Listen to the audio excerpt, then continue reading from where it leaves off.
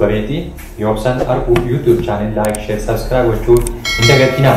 Akkuma yeroo kaanii mata dureewwan adda addaa qabadhee jiru har'a immoo barnoota sirna gadaa kutaa torbaffaa barannoo lammaffaa kan jedhu qabadhee dhufee jira. Yeroo darbe barannoo tokkoffaa isaa yookiin boqonnaa tokko irratti jalqaba laallee jira. Inni kun immoo mata duree lammaffaa isaati jechuudha. Barannoo lammaffaadha.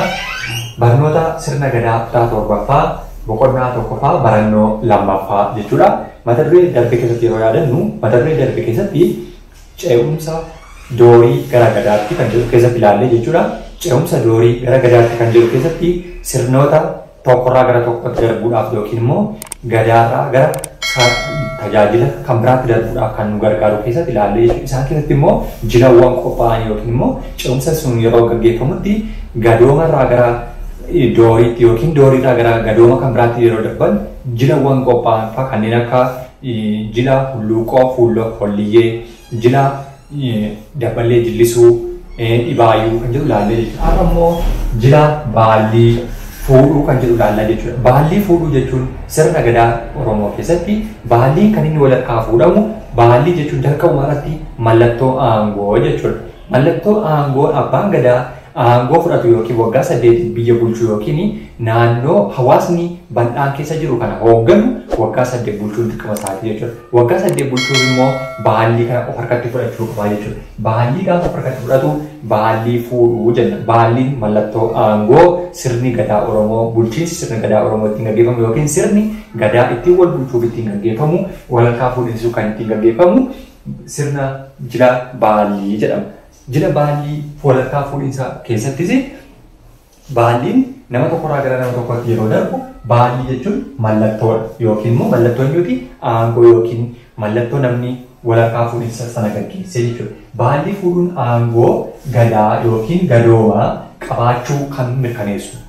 Aangoo qabaachuu keenya kan ittiin mirkaneessinu baalliitiin jechuudha. Inni kan biraan baallii fuudhuu keessatti jila adda addaatu gaggeeffama yookiin immoo jila adda addaatu qophaa'a.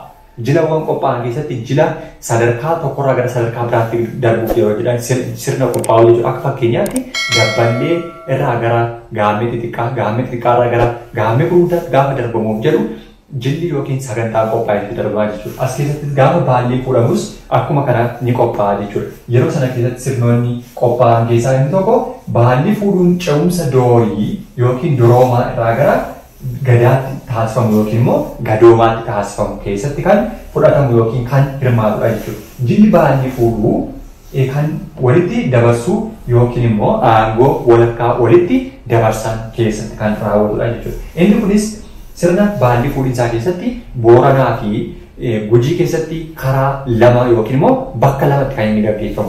Akka fakkeenyaatti Boorana keessatti eessatti gaggeeffama jechuudha. Baallii walharkaa fuudhuu yookiin aangoo walharkaa fuudhinsi gaafa waggaa 8 hawaasni bal'aa walitti yaa'eetu sirna kana gaggeessaa jechuudha. Sirni sun bakkitti baallii walharkaa fudhamu dheeda yookiin immoo Boorana keessatti jechuudha. Dheeda dirree aanaa areeroo ardaajilaa badhaasatti kan inni gaggeeffamu gaafa waggaa 8 dheeda dirree aanaa areeroo ardaajilaa badhaasatti kan gaggeeffamu Boorana keessatti baallii yeroo walharkaa fudhanna jechuudha. Inni kan biraan Gujii keessattidha jechuudha. Gujii keessatti immoo aanaa annaa sooraa ardaajilaa me'ee bokkuutti kan inni gaggeeffamu waggaa 8 lamaan isaanii waggaa 8 dabareedhaan bakka sanatti dhaqeetu hawaasni bal'aan sirna gadaadhaan bulu yookiin hawaasni bal'aan walitti yaa'eetu yookiin gumiin gadaa walitti yaa'uutiin sirna kana bakka kana lamaanitti gaggeeffataa jechuudha. Warreen gurguddoo lamaan warri kuni dheeda dirree aanaa areeroo ardaajilaa badhaasaa fi aanaa annaa soor ardaajilaa me'ee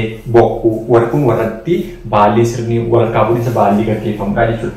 Baallii yeroo walharkaa fuudhamu keessatti immoo eenyuun fuudhamaa kan jedhu baallii yookiin sirni walharkaa fuudhinsaa kan inni gaggeeffamu tokkoffaa abbaa gadaadha. Bakka fuudhu yookiin sirna sana kan raawwatu tokkoffaa irratti abbaa gadaa, lammaffaa irratti abbaa bokkuu, sadaffaa irratti hayyoota, arfaffaa irratti aduloota afur of keessaa qabaata jechuudha. Kana afur of keessaa qabaachuudhaan sirni kun ni gaggeeffamaa jechuudha. Kana yeroo ta'u abbaa gadaa, abbaa bokkuu, hayyoota, aduloota afur walitti namoota torba ta'uu jechuudha. Kanaaf maal jedhamee waamama jechuudha sirna gadaa keessatti aduloota torbii yookiin immoo torban baallii jedhamu jechuudha. Baallii walharkaa fuudhan sun torban baallii jennee isaanii waamuu dandeenya jechuudha. Baallii kan inni fuudhamu immoo halkan yookiin galgala dhaqameetudha jechuudha. Innis sirna fardaan yookiin immoo abbaa gadaa, abbaa bokkuu fi hayyootaa fi alloonni torban kun galgala gara mana abbaa gadaa isa baalli kennuu dhaqaniitu fardaan deemaniitu unachiisa yookiin immoo sirna jilli raawwatame yookiin qophii mana isaatti raawwatame sana dhaqanii raawwatu jechuudha. Kan mana isaatti qophaa'ee eegu tokkoffaa irratti aannanidha. Lammaffaa irratti qorii yookiin caccabsaa jedhudha. Cumboo fi akkasuma daadhii yookiin immoo wantoota dhugamu wantoota mi'aawaa ta'an qopheessee eeggata.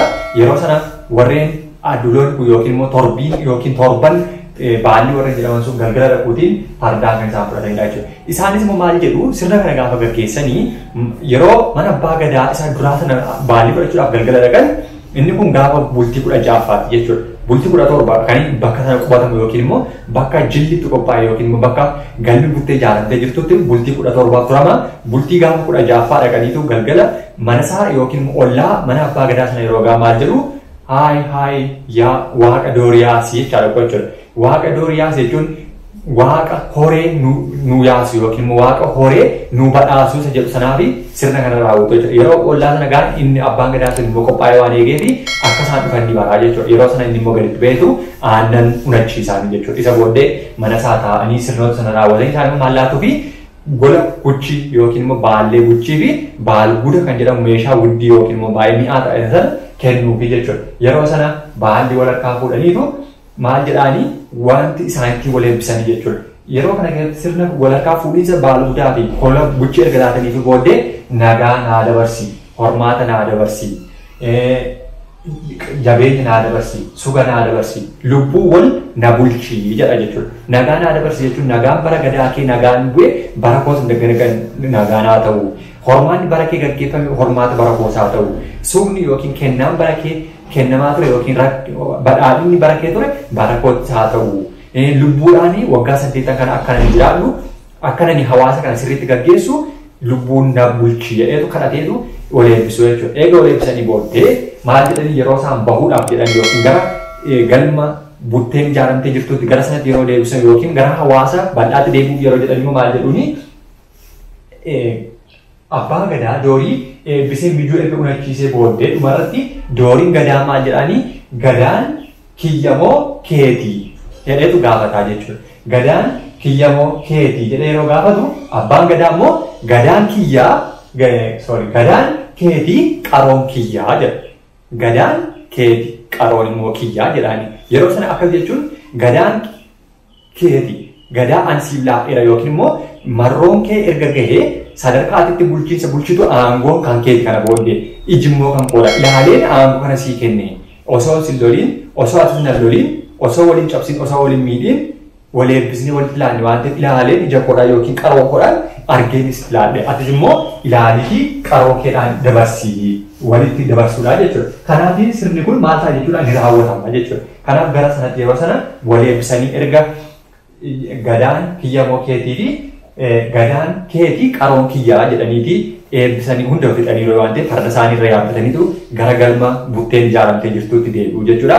Gaafa 17ffaa abbaan aangoo fudhate suni ni beekamaa jechuudha. Kanaatiin sirni kun ni gaggeeffamaa jechuudha. Boqonnaa keenya har'aa keessatti jila baallii fuudhuu kan jedhu keessatti ilaalle jechuudha. Jiloota baay'eetu jira. Jila baallii fuudhuu ilaalle jechuudha. Jila kan dhibaayyuu jiru, jilli hulluuqoo fuuldura qolliyyee jiru, jilli dabballee jillisuu jiru. Jilloota kana keessaa isaan jalqabaa kan ta'e baalliidha. Baalliin immoo walharkaa fuudhinsa aangoodha jenneerra. Warri baallii fuudhan abbaa gadaa, abbaa bokkuu, hayyoota, aduloota, torba yookiin immoo torban baallii jedhamu jenneerra. Kanaatiin sirni gadaa ittiin gaggeeffamudha jechuudha. Boqonnaa kan biraatti walitti deebinutti galatooma ulfaadhaa saabskraayib laayik sheer gochuu hin dagatinaa. Wantoota dogoggora jiraniif naa barreessaa. Waan sirreessuu qabuun sirreessaa deemaa akkasitti baranna jechuudha. Guddaa galatooma ulfaadhaa gadaan gabbinaa deebana.